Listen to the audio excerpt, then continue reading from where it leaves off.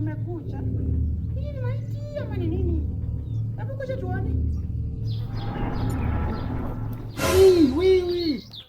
Mama hii ni msukule. Hii naye inataka nini hapa? Mama hii ni msukule hii. Hii naye maneno. Sasa msukule ndio nini tena jara hapa? Mama acha nikwambie kitu kitu. Umeona hizi misukule? Hata mimi naona tukamweleza Tanzania mostly wanakuanga wachawi ndio wanafukanga hizi misukule. Hizi misukule nasikianga ni watu wenye walikufa.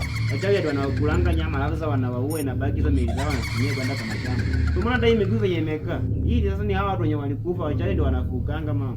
Guys, ishindwe katika Yesu Kristo. Sasa nitafuta nini hapa na sisi wachawi? Kama nasema ni wachawi natafuta nini hapa? Ishindwe katika Yesu Kristo. Mama, ama ni ya mzae. Jemi wanga na shuku mzae sana. Hii kitu wanga naenda penye wachawi wanakaanga na mwenye anaifuka anakaa. Sasa mbona ikaba? Ama sasa hii mzae ako wapi? Ako wapi sasa hii mzae? Baba tena usiku tulikuwa tumelala.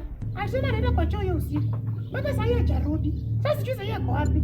Hii kitu inakuwa ni ukweli tena mtafuta, si ndio? Ndio maana mimi mbona simuone amerudi. Tangu vile alienda jana usiku saa 9 mpaka sasa sijamuona. La haula. Huyo ni kama amenasa mama. Kama alitoka jana usiku mpaka sasa hajakuja hapa. Ni kama amenasa ndio maana yeye msukule ika hapa. Imekuja kumtafuta. Sisi tumeisha.